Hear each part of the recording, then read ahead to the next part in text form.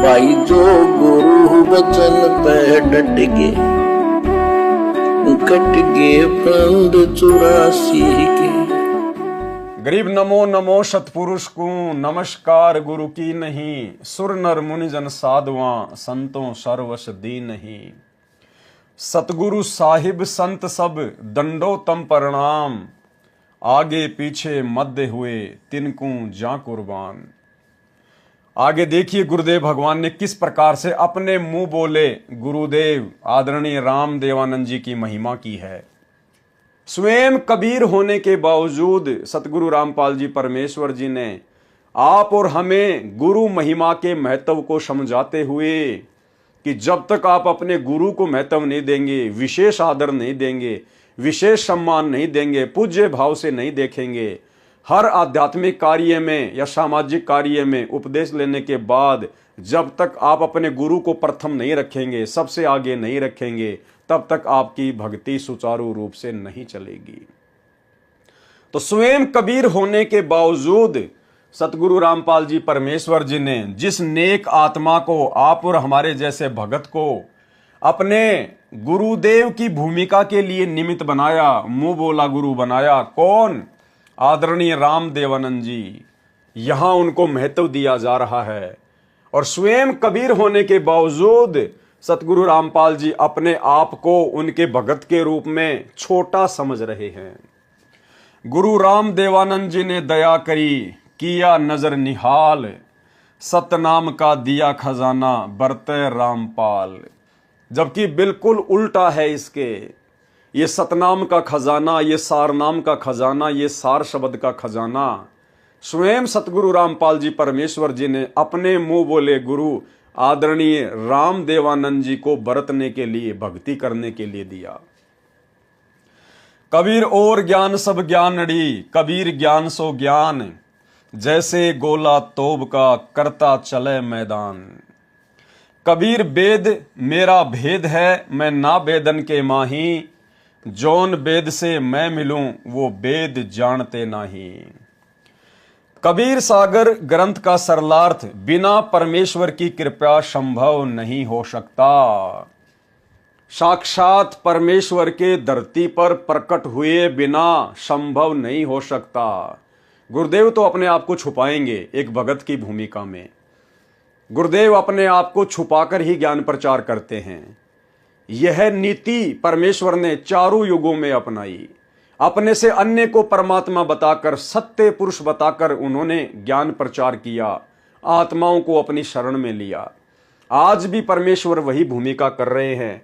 स्वयं कबीर भगवान होने के बावजूद अपने आप को छुपाते हैं और क्या कह रहे हैं? कबीर सागर ग्रंथ का सरलार्थ, बिना परमेश्वर की कृपा संभव नहीं हो सकता। जैसे सागर मंथन किया गया था, उसमें परमात्मा ने स्वयं पर्वत को समुद्र में रखा तथा उसे कश्यप बनकर सहारा देकर रोका। भाइयों और बहनों, अब हमें विश्वास होगा अपने परमपिता परमेश्वर की उन महान महान लीलाओं पर, और हमें आज ये पता चल जाएगा कि ना ब्रह्मा कुछ कर सकता है, ना विष्णु कुछ कर सकता है, ना शिव जी कुछ कर सकता है, ना 33 करोड़ देवी देवता कुछ कर सकते हैं, ना देवराज इंद्र कुछ कर सकता है। सब कुछ करने वाला कबीर भगवान, सतगुरु रामपाल जी भगवान। आज क्या एक नई बात बताई है गुरुदेव भगवान ने। जैसे सागर मंथन किया गया था, उसमें परमात्मा ने, कौन से परमात्मा ने? सतगुरु रामपाल जी भगवान ने, जिनका वैदिक नाम है कबीर देव। चाहे कबीर देव कहो, चाहे सतगुरु रामपाल जी कहो, बात एक ही है। उसमें सतगुरु रामपाल जी परमात्मा ने स्वयं पर्वत को समुद्र में रखा तथा उसे कश्यप बनकर यानी कछुआ बनकर सहारा देकर रोका। शेष नाग का नेता, नेता क्या होता है? रई घुमाने का छोटा व कुछ मोटा रस्सा। माता बहनें दही को बिलोया करती थी, तो जिस रस्सी के सहारे वो बिलोया करती थी उसको देसी भाषा में रेता कहते हैं, जो एक मोटा सा 1 मीटर का लगभग रस्सा होता है। तो परमेश्वर सतगुरु रामपाल जी ने अर्थात कबीर परमात्मा ने शेष नाग का वो रस्सा बनाकर, रेता बनाकर और सागर मंथन किया था। स्वयं ना दुर्गा के वश की बात थी, ना ज्योति निरंजन के वश की बात थी। ये सारी लीला कबीर परमात्मा ने की, सतगुरु रामपाल जी भगवान ने की। इतने समर्थ हैं हमारे गुरुदेव भगवान। जैसे सागर मंथन किया गया था, उसमें परमात्मा ने स्वयं पर्वत को समुद्र में रखा तथा उसे कश्यप बनकर सहारा देकर रोका। शेष नाग का नेता रई घुमाने का छोटा व कुछ मोटा रस्सा बनाया, तब सागर मंथन हुआ था। उससे अनमोल रतन निकले थे। ये सारी लीला परमेश्वर की, इसलिए इनको सर्वशक्तिमान भगवान कहते हैं, सर्वशक्तिमान परमात्मा कहते हैं।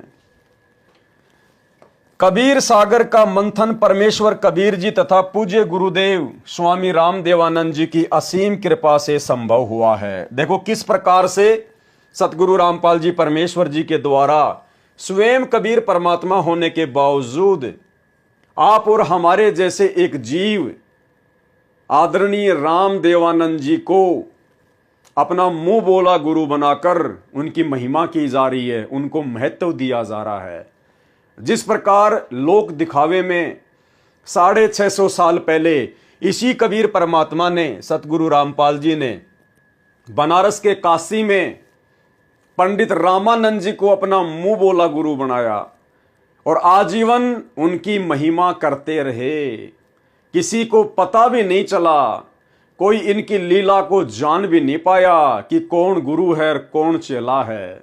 और ठीक वही लीला परमेश्वर आज वर्तमान में कलयुग की बिचली पीढ़ी में आदरणीय रामदेवानंद जी को अपना मुंह बोला गुरु बनाकर खेल खेल रहे हैं, लीला कर रहे हैं। जो गुरु बचन पे डट के कट गे फंद 84 के, कट गे फंद 84 के, कट गे फंद 84 के।